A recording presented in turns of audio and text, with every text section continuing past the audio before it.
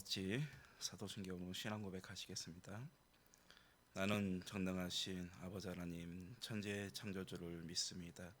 나는 그의 유일하신 아들 우리 주 예수 그리스도를 믿습니다.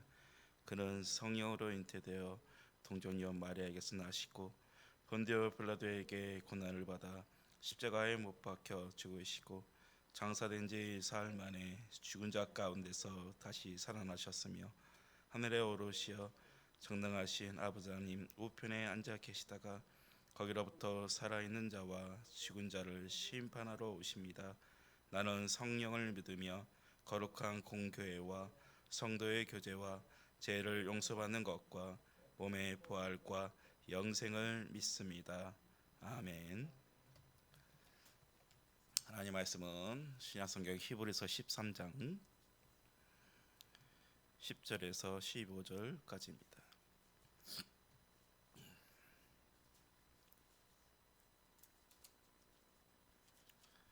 히브리서 13장 10절에서 15절까지 말씀 우리 다 함께 읽겠습니다. 우리에게 제단이 있는데 장막에서 섬기는 자들은 그 제단에서 먹을 권한이 없나니 이는 죄를 위한 짐승의 피는 대제사장이 가지고 성소에 들어가고 그 육체는 영문 밖에서 불사름이라.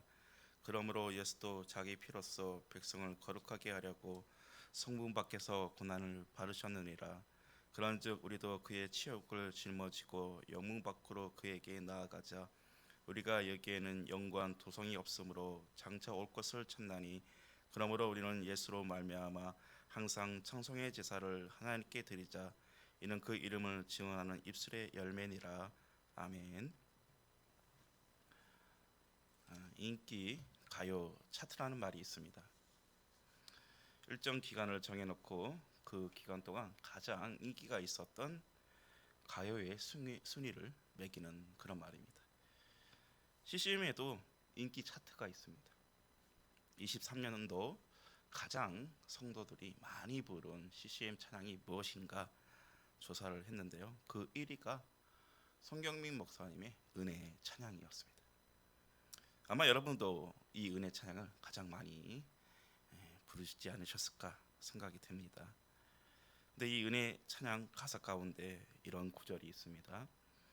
내 삶에 당연한 건 하나도 없었던 것을 모든 것이 은혜였어. 여러분, 우리 삶에 당연한 건 하나도 없습니다. 왜 그렇습니까? 우리가 이루어 나아가기보다는 하나님께서 그 모든 것을 허락하시고 은혜를 부어주기 때문에 그렇습니다.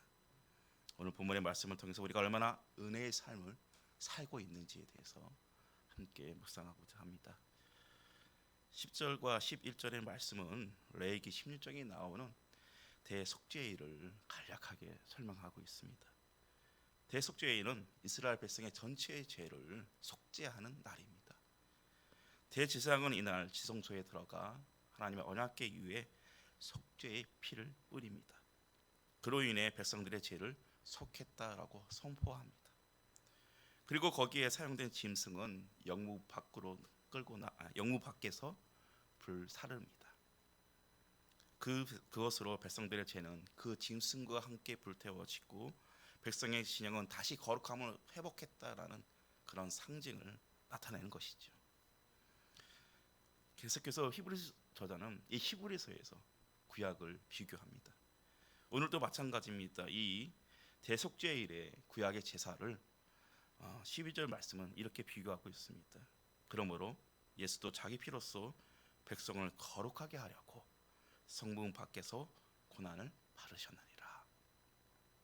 예수님은 대속죄일에 그 대속죄일에 바쳐진 제물처럼 성문 밖에 있는 그 십자가에 달려 돌아가셨습니다. 왜 그러셨습니까? 백성 전체의 죄 때문에 그들의 죄를 씻으시고 거룩하게 하기 위해서 대속제물이 되어 성문 밖으로 끌려가셔서 그 십자가에 달려 돌아가셨습니다. 지금 나를 다시 거룩하게 하시기 위해서 예수님께서 대속죄일 제물로서 내 죄를 대신 지고 죽으신 것입니다. 이것은 하나님의 사랑의 결정체요, 하나님의 놀라운 은혜입니다. 동문의 피로 정결함을 인정받았던 그 지성소가 이제는 영문 밖으로 온 세상으로 옮겨졌습니다. 정말 이제는 예수님의 그 보혈이 있는 곳이라면 정말 우리가 그분을 구주로 정말 고백하고 정말 하나님 앞에 나아가 예배하는 그 모든 것이 성소가 되었습니다. 온 세상 어디에서나 거룩한 성소가 된 이곳에 우리를 마음껏 하나님을 찬양하고 하나님께 예배할 수 있다는 것, 얼마나 감사한 일입니까? 얼마나 큰 은혜입니까? 그렇기 때문에 그 예수님의 그 피, 그분의 죽음은 온 세상의 백성들에게 거룩하라고 담대하게 선포할 수 있는 것입니다. 어제 오늘 제가 계속해서 강조하는 말입니다. 우리는 결코 우리 스스로 거룩해질 수 없습니다. 그 누구도 하나님 앞에서는 죄인이지 않은 사람이 없습니다. 그렇기 때문에 우리가 거룩하게 될 수 있는 방법은 무엇입니까? 우리 자신에게 있는 것이 아닙니다. 하나님의 긍휼하심, 하나님의 그 은혜, 우리를 거룩하게 하시기 위해 친히 그 십자가를 주시고 성문 밖으로 끌려가신, 그리고 그 많은 고난을 당하시고 죽으신 그 보혈로 가능한 것입니다. 주님이 당하신 그 고난, 우리가 요청한 것이 아닙니다. 하나님께서 친히 먼저 우리에게 거룩하게 만들기 위해서 그 예수님을 속죄 제물로 내어 주신 것입니다. 사랑하는 성도 여러분들, 하나님은 예수님을 죽음으로 내몰 만큼 우리를 사랑하십니다. 그리고 우리에게 요구하시는 건 하나입니다. 거룩하라. 여러분, 우리는 하나님의 이런 바람에 부응하는 사람들입니까? 힘써 하나님의 그 거룩함에 참여하는 자들입니까? 성도란 무엇입니까? 그리스도인이란 무엇입니까? 이 모두 다 같은 말들입니다. 이 말들이 포함하고 있는 뜻은 단 하나입니다. 예수를 따라 예수께 나아가는 자. 그렇다면 우리는 우리의 모습은 어떤 모습입니까? 예수 그리스도께로 나아가는 자입니다. 그런데 지금 우리는 예수 그리스도께 어떤 모습으로 나아가고 있습니까? 오늘 13절에 이렇게 말씀합니다. 그런즉 우리도 그의 치욕을 짊어지고 영문 밖으로 그에게 나아가자. 여기서 그의 치욕에 대해서 히브리서 12장 2절에 이렇게 잘 설명하고 있습니다. 믿음의 주요 또 온전케 하시는 이인 예수를 바라보자. 그는 그 앞에 있는 기쁨을 위하여 십자가를 참으사 부끄러움을 개의치 아니하시더니 하나님 보좌 우편에 앉으셨느니라. 예수님께서는 그 앞에 있는 기쁨, 하나님의 그 기쁨을 위해서 그 십자가를 지셨습니다. 그리고 그 인간들로부터 당하는 그 모진 고난과 질타와 비웃음과 그 모든 것들을 참으셨습니다. 그 부끄러움을 전혀 개의치 않으셨습니다. 이 치욕을 짊어진다는 것, 다시 말해 우리가 십자가를 지고 나아가는 것을 말합니다. 십자가를 지고 주님께 나아간다는 것, 여러분 십자가를 지셨습니까? 이 땅에서 부끄러움을 감수해야 한다는 것, 우리는 십자가를 지어야 한다는 것입니다. 성도란 십자가를 지고 영문 밖으로 나아가 예수님을 만나야 하는 것이고, 예수님을 만났다면 우리가 예수님께서 원하시는 그 뜻대로 살아가야 하는 것이고, 또 앞으로도 계속해서 그 예수님을 만나야 하는 것입니다. 왜냐하면 예수님께서 그 영문 밖에서 십자가에 달려 돌아가셨기 때문입니다. 예수님께서는 지금 화려한 종교 의식이 거행되는 그 예루살렘에 머물고 계시는 것이 아니라 영문 밖에 계십니다. 예수님께서는 지금 유대인들이 거룩하다고 여기는 그 예루살렘이 아니라 그들이 속되다고 생각하는 영문 밖에 있습니다. 그리고 예수님의 그 십자가는 사람들의 수치와 저주의 산이라고 불리는 그곳에 세워졌었습니다. 오늘 중요한 질문을 한 가지 드리고 싶습니다. 지금 주님을 만나기 위해 우리는 어느 자리에 있습니까? 영문 밖에 계십니까? 혹 십자가를 지는 것을 부끄러워하십니까? 이 세상에서 주님을 만나려 한다면 참 참아야 할 것도 많고 참 버려야 할 것도 참 많은 것 같습니다. 어쩔 때는 최악의 수치와 고난을 감수해야 될 때도 있는 것 같습니다.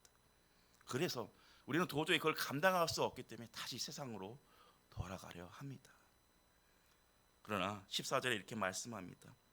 여기에는 영구한 도성이 없으므로 장차 올 것을 찾나니.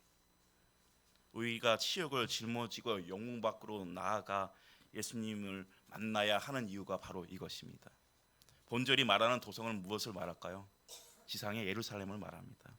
지상의 예루살렘은 더 이상 영원하고 참된 도성이 아니다라고 말하는 것이죠. 왜 그렇습니까? 지상의 예루살렘은 예수님을 거부하였습니다. 그리고 예수님을 성문 밖에서 죽였습니다. 지상의 예루살렘은 예수님께서 선포하신 하나님의 나라를 받아들이지 않았습니다. 그러므로 지상의 예루살렘은 더 이상 영원하고 참된 도성이 아닙니다. 그렇다면 우리가 소망해야 할 도성은 어디에 있습니까? 그것은 바로 영문 밖에 세워진 십자가입니다. 그 십자가 안에 들어져 있습니다. 예수님께서 십자가에서 피 흘리심으로 선포하셨던 그 하나님의 나라가 바로 우리가 영원히 소망을 품고 바라봐야 할 도성인 것입니다. 그곳에는 심판이 아닌 은혜가 있습니다. 정죄가 아닌 용서가 있습니다. 죽임이 아닌 살림이 있습니다. 지배가 아닌 섬김이 있습니다. 판단이 아닌 용납이 있습니다. 그런 것이 하나님의 나라입니다. 그것은 자신을 지키기 위해 다른 사람을 죽여야만 하는 것이 아니라 자신을 죽여서라도 다른 사람을 살리는 곳, 그 십자가가 닿는 곳, 그것이 바로 하늘나라입니다. 사랑하는 성도 여러분들, 우리가 소망을 두고 살아가야 할 도성은 어디입니까? 이곳, 이 지상 예루살렘입니까? 아니면 저 하늘의 나라입니까? 영문 밖에서 십자가의 보혈에 피를 흘리신 그 예수님을 통해서 그 모습이 드러날 하늘나라를 바라보시기 바랍니다. 결코 이 세상에 어디에도 우리가 영원히 거할 도성은 없습니다. 그러므로 이 세상에서는 언젠가 사라질 그것들에게 바라보지 마시고 포기하시고 영원한 하늘나라를 바라보십시오. 오히려 자신을 포기하고 자기 십자가를 짓고 하나님께서 친히 선포하신 그 하늘나라를 선물로 받으시기 바랍니다. 오늘도 하루를 살아가는 그 가운데 자기 십자가를 짓고 하나님을 바라보며 영웅 밖에 거하는 저와 여러분들이 되시기 바랍니다. 사랑에 많으신 하나님, 오늘도 우리 주 예수 그리스도의 그 보혈의 공로를 힘입어 하루를 시작할 수 있음에 감사드립니다. 하나님, 오늘도 여전히 그 하나님의 사랑을 느끼게 하여 주시옵시고 그 사랑에서 감사하며 기뻐하며 찬양하며 살아가는 하루가 되게 하여 주시옵소서. 그런데 하나님, 또 여전히 우리는 죄를 얼마나 지을까요? 자신의 이기와 탐욕과 교만 속에서 오늘 하루를 살아갈까 두렵습니다. 하나님, 그럴 때 우리 안에 계신 성령께서 강하게 역사하여 주셔서 그 죄로부터 돌아서게 하여 주시고 세상의 문제로 인해서 아파하고 괴로워할 때 우리를 위로하여 주시고 힘이 되어 주셔서 더 하나님의 인도하심 속으로 다가갈 수 있게 하여 주시옵소서.